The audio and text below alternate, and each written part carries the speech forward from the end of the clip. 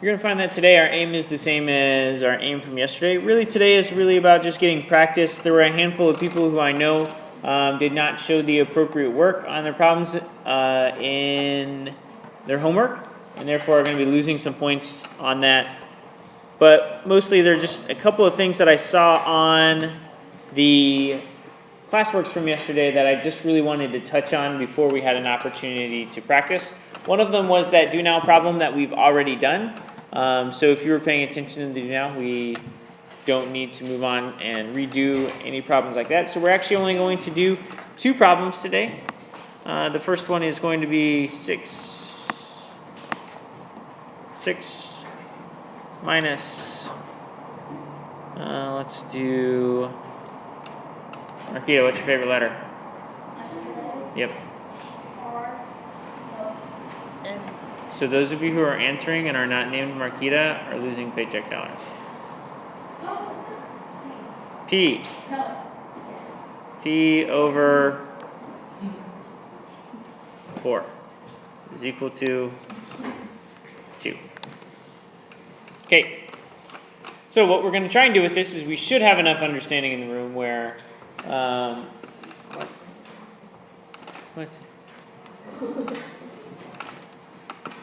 we should have enough understanding in this room to where you should be able to do this independently. So we're going to play a game that I call Next, which is basically I say next, and then you guys raise your hand, and I call on somebody, and they tell me what the next thing to do is.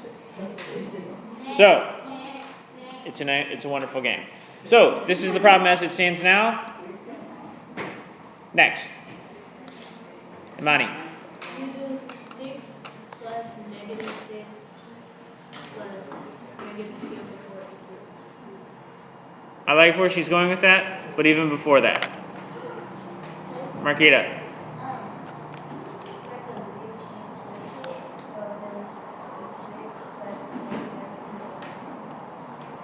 6 plus negative p over 4. Okay, we might need to talk about that. We'll see. Now, we'll come back to Imani. What's next? Then you do 6 plus negative 6 plus negative 3 over 4 equals 2 plus negative 6. Okay, next.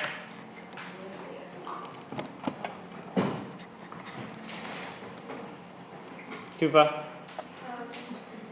Add the 6 and the negative 6, and add the 2 and the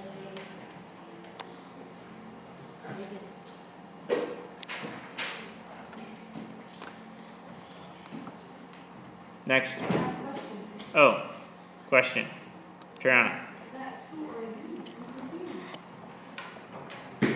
What do you think? I just added it with negative 6 and I got negative 4. I understand. I'm just giving you an idea of things that you can do in the future when you don't have a teacher as wonderful as me to clarify for you. Okay, so next. Nobody's ready to tell me what's next, then I'm going to start randomly picking people. Jefferson. We flip the fraction, so if it's negative 4 over 1 or just negative 4. Okay, so he's saying negative p over 4, and he wants to multiply by negative 4 over 1. So let's talk about this one really quickly. I just want to make sure that we're on the same page here. So when I get ready to do this, I see that he's made an interesting choice. This looks like a positive 4 down here, but he's multiplying by a negative 4. Why did you make that choice, Jefferson?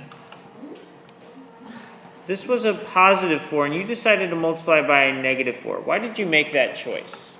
Because p is negative and it's part of the fraction, so we in English we would come to a positive.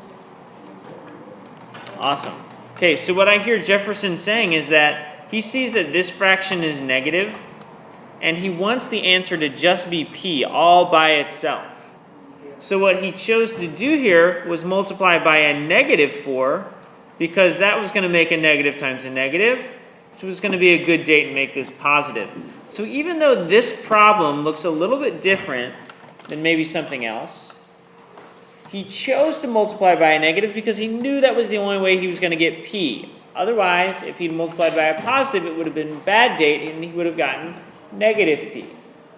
Alternatively, you could have thought about this as when you did that leave change switch way back here, you could have put that negative down here instead of, not erasing, okay. You could have put the negative down here instead of on top. Okay, so it doesn't really matter whether you put that leave change switch to negative on the top or on the bottom. For most of you, it's going to make the most sense to put that leave change switch with whatever the number is that's there, okay? Either way, you need to make sure that this multiplication always ends up as a good date. Now on the opposite side, we multiplied one side by -4, so we need to multiply the other side by -4. I can make it -4, I can make it -4 over 1. Either way, whichever makes the most sense to you. Treyana? But you said, okay, so it's a -4 times a 4, that means negative. So these two cancel out, is what I hear Treyana saying. Yeah, but then one positive and greater sign is going to be. So we had a -4 that we multiplied by. That was the choice that Jefferson made. So we have a negative times a negative, which is going to leave our answer from this multiplication to be a positive. This 4 down here is indeed looks positive. But this fraction as a whole is negative. So if we multiply by another fraction that as a whole is negative, then the answer is going to be a positive p. So if we multiplied one side by -4, we have to multiply the other side by -4. Denzel. So we're working on the problem like the last one, last night, the one with the -f? Yes. Okay. Similar, very much. All right, so we have -4 times -4 gives me 16. It's a good date, so indeed that is positive. Okay.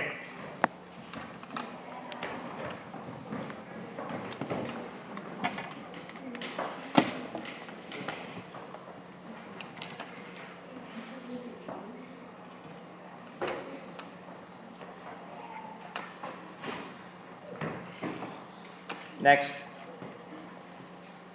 Christopher.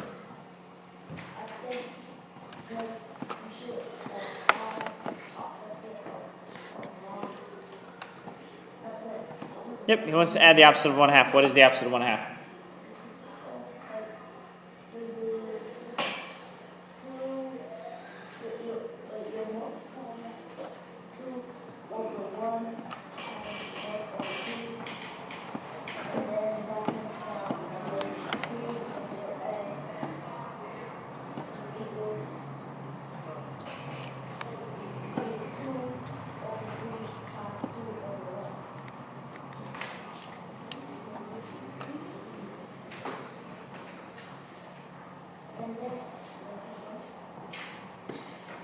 Paula, why the face?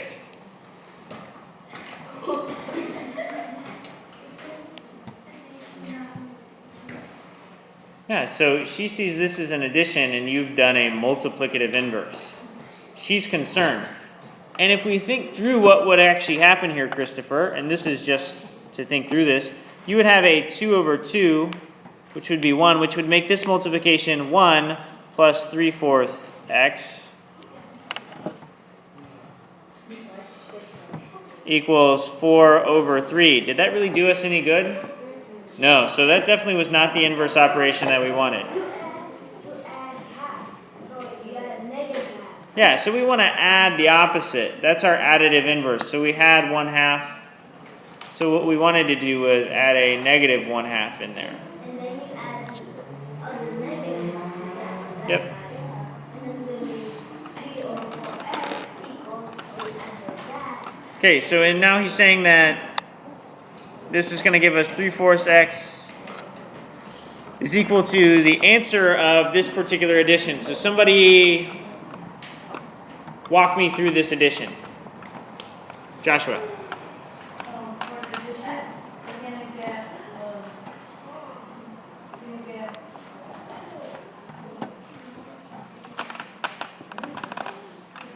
We're gonna get 4 over 6.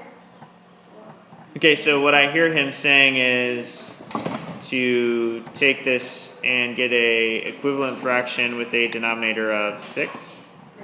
Okay? And for the, and multiply -1 times 3, -3 over Okay. So he's getting this equivalent fraction with a common denominator -3 over 6. and the total will be -1 over 6. Yep. Sorry, did you say -1? Huh? Yeah, -1. No, 1 over 6. 1 over 6. Take the sign of the larger number. Okay, next.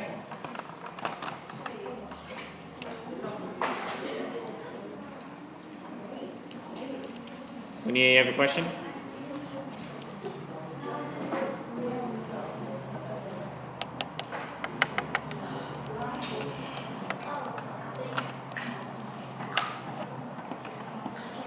Shh. Very be patient. Some of our teammates are actually still looking at this, making sure they're good with this. That's totally fine. We're going to be patient with them.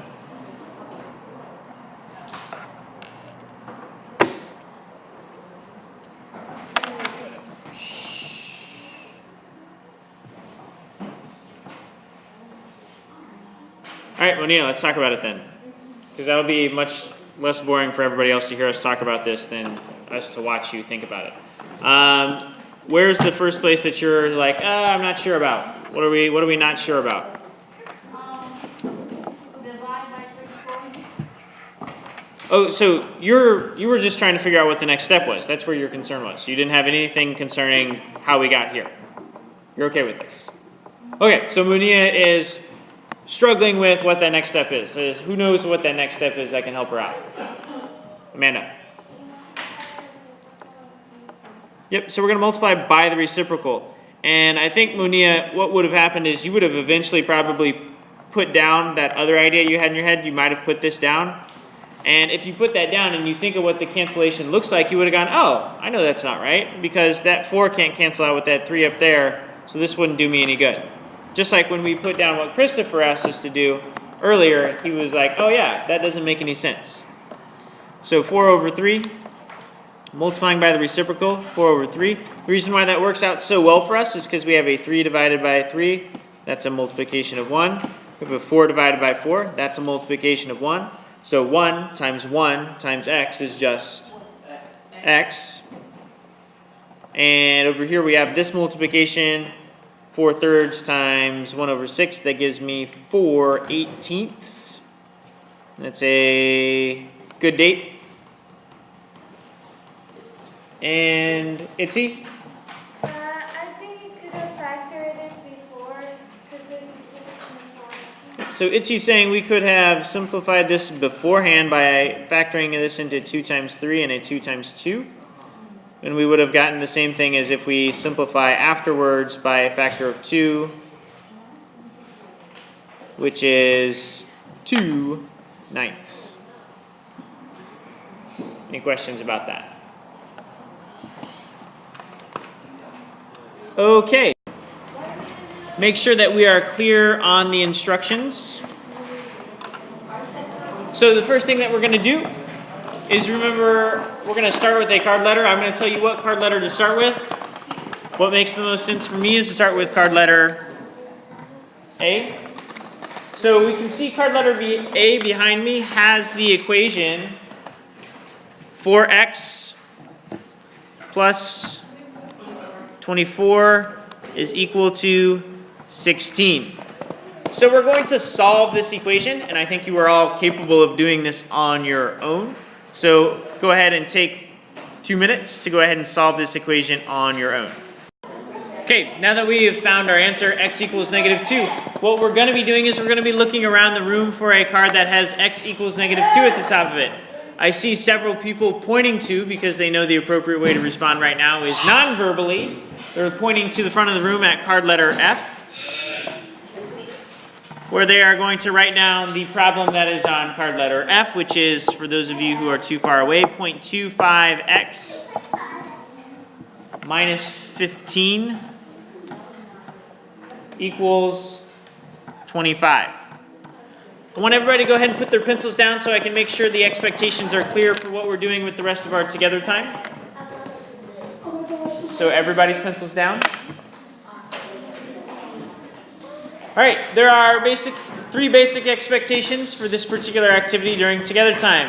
Number one, if you choose to leave your seat, you do so without talking. You don't talk while you're up. You only can talk to your partner while you're seated at your desk. Number two, if you choose to leave your seat to go find a card, once you get to the card, you write down your problem, Onia, and then you immediately return to your seat to do the work. The reason for that is a lot of you may be working on the same card, so if we have 25 people trying to stand in the same place and work on their work, A, you're going to be tempted to talk, which you're not supposed to while you're out of your seat, and B, there's just not enough space in one place for that to happen. Third and final expectation, just the same basic together time expectations. You work only with your partner at your table. Are there any questions about the expectations?